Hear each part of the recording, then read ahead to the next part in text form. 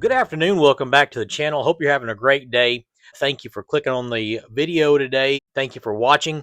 Hope you give us a like, a share, and a subscribe. It really helps out our channel. I want to talk to you today about some different things that have happened this week. There's been a lot of talk this week about a few controversial subjects and issues, and so I wanted to kind of get into that today for a little bit. But there's something in particular that came out this week. Brother Spencer Smith put out a video on Brother Carl Hatch and the Hatch squeeze, as it is called. And this has led to a lot of controversy about this subject and this topic. But there are some things that are going along with this that bothers me, and it happens every time something controversial comes out or happens about somebody who's well known in our circles, and that is the personal attacks by their defenders. Now, I know there are those that say we should stay off of social media and not address controversial things on social media. I understand where they're coming from, but social media is in fact a part of our lives today. There's no changing that. It's here. It's a part of it's integrated into every area, every aspect of our lives almost. You know, for better or worse, that's the world that we live in, and probably it's the worst, but regardless, it's what we have. But because of that, it takes a lot of things that really should be handled behind closed doors, at least maybe be handled in the confines of the local church, not hidden, just dealt with outside of the public eye. But it takes a lot of those things that typically be dealt with either in public or in the confines of a church and brings it out to the world. And there again, that's just the social media world that we live in today. But Brother Spencer put out a video on the Hatch squeeze. And there's a video going around where he's showing how to witness, how to talk to somebody about the Lord. And he goes and he puts his hand on their shoulders, and he is trying to get them to repeat the prayer, to say the words that he's wanting them to say. And so whenever they kind of hesitate and stop, he just squeezes the shoulder a little bit. And that encourages them to go on and say what he wants them to say. I would encourage you, if you haven't seen the video, to go to Brother Spencer's page and watch that video. It's very enlightening, and it's very troubling that these tactics are being used, or that these tactics were used and still being used today. Now, I went and watched the video again last night, and Brother Spencer did not say anything derogatory toward Brother Hatch. He didn't personally attack him. He didn't say Brother Hatch is ignorant, doesn't know his Bible. He didn't say any of those things. He just says, hey, this right here isn't right. You know, we don't need to be doing this. But the defenders come out of the woodworks and say things like, well, I guess you have it all figured out, and you know, maybe you can teach us all how we're supposed to do it. Just personal attacks against the person that's pointing out the error, and it ought not be that way. And I've noticed this on other issues as well. There's a man by the name of Tommy McMurtry that used to be part of the NIBF, used to run with Stephen Anderson. And I've never really paid that much attention to him because he and I disagree on several issues in the Bible. And the main issue is that he does not support Israel. He is one that believes in replacement theology. Now, we are going to get into that in the coming weeks on this channel, on God's dealing with Israel, but that's not for today's video. But with that being said, I do support and I do stand with Israel. I believe they are God's chosen people, and I believe we can take and prove that from the Bible. But I've watched some videos recently by Brother McMurtry, and he is talking about those that say that Israel are still God's chosen people. And this is some of the phrases that he uses to describe those of us that believe that way. We don't read our Bibles. We're ignorant. We don't study the Bible. And he uses personal attacks instead of sticking to the facts and sticking to the topic at hand. And these are the kind of attacks that men have to resort to because they either don't know their subject or they don't know how to articulate their point. Or for whatever reason that I may not even be aware of. I mean, I may disagree with someone on a point, but that doesn't mean I have to call them stupid or ignorant or say that they don't know how to study their Bible. There's just issues that we disagree on.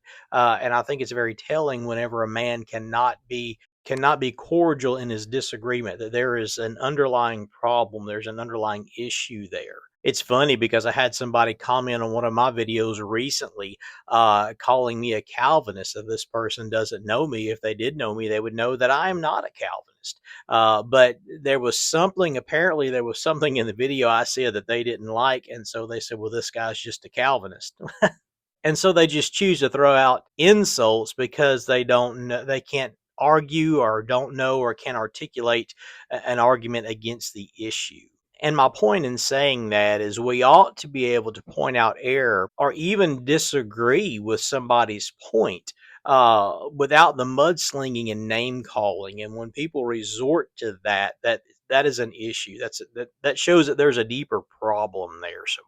But getting back to the point of this video, I think Brother Hatch has a wonderful testimony. On more than one occasion, my family and I have sat down together and listened to his testimony together. And I think it's wonderful how the Lord worked in his life to bring him to the point of salvation.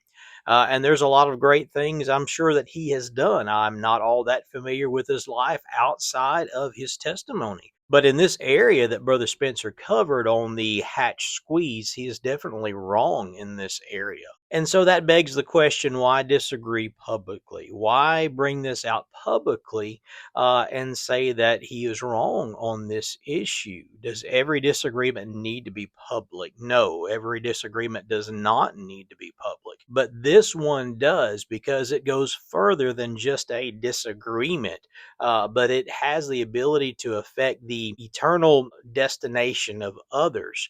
And that's why it needs to be dealt with and addressed publicly because of that fact. I'll give you a couple of examples of things that don't necessarily need to be brought out like this. I believe the church started in Acts chapter number 2. Now, there are good men that I know that don't share that belief, but whether you believe the church starts in Acts chapter number 2 or started in the Gospels or started some other time, that's not a major issue. That's not going to be a determining factor if somebody goes to heaven or to hell. Somebody is not in danger of leading somebody into a false profession of faith if they have a different viewpoint of me than when the church started.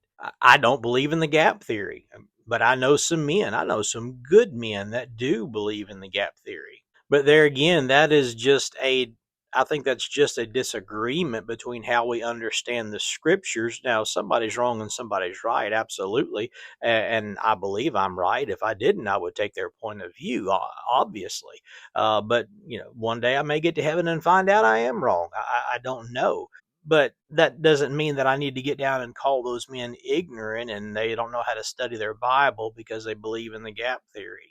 I don't believe the gap theory is an issue. It needs to be brought out and disagreed with publicly like this. It's not going to affect a person's eternal destination. But when you have a man like Brother Hatch, a good man that is going around or that went around teaching young men, young preachers to use car salesman tactics to get people to say a sinner's prayer.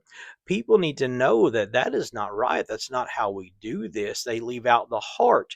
The heart is very important, and you can convince somebody to say words to repeat a prayer and their heart not be in it.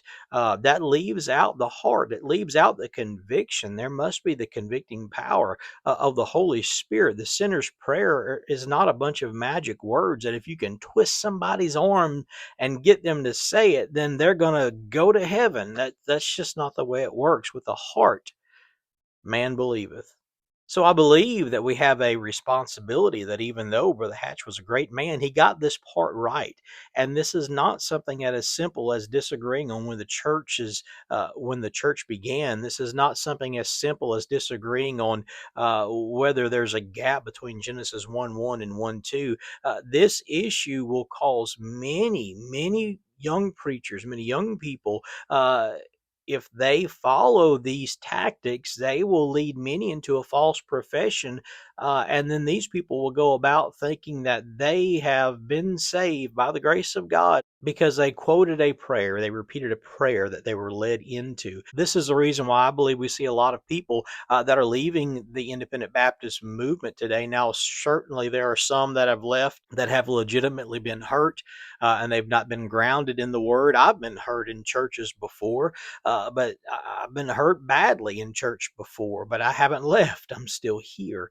But you have some that have been hurt before. Maybe they weren't grounded enough in the word to know the difference, know the truth, but they let that hurt get into their heart, and then they want to go out and they want to make videos, and they want to condemn the independent Baptist movement as a whole because they legitimately got hurt. Somebody legitimately wronged them that should not have been done. I believe one of the reasons that we're seeing that happen today is because a lot of those people, they were led through a prayer. They were never really saved.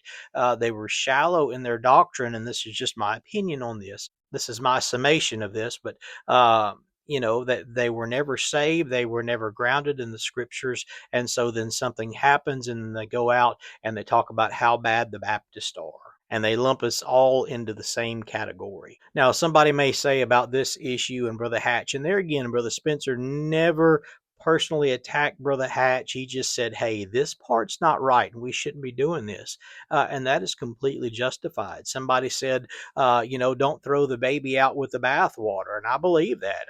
That doesn't mean that I believe Brother Hatch was a bad man and nothing he ever said should be listened to again. No, not at all. I'm not saying that. I'm not throwing the baby out with the bathwater. But I'm also not going to keep the dirty bathwater in with the baby as well. We need to learn to be able to learn to say, hey, these were good men, but in this area, they got this wrong. And this thing that was wrong was not something that was simple or small, but it's something that could affect other people. And so we need to correct this and let people know that we don't need to do things this way. Well, thank you for watching the video today. If you got any help out of it, please give us a like, share, and a subscribe. It helps us grow our channel, and we would surely appreciate that. I hope you have a great weekend and a great day. God bless you. We love you. Have a good one. Making it this far in the video. And if you would like to help support the channel financially, help us grow to be able to buy new equipment, to be able to buy better equipment, you can click on the Buy Me a Coffee link that's on our YouTube channel. You can make a one-time donation, buy us a coffee, or you can become a channel member on the Buy Me a Coffee app. We have 3 different levels to that subscription. On the highest level, you'll receive free books through our publication company, 1611 Publications. At the recording of this video, September 2025, we are looking at having our first book, maybe first 2 books come out at the end of 25, beginning of 26. Lord willing, we plan on having 2 to 3 books a year come out after that. And so on the highest level of membership, you'll receive a free book once our books start coming out. And then as a continuing member, every time we have a new book come out, you will receive one of those books for free. We love you. God bless you. Hope you have a great day.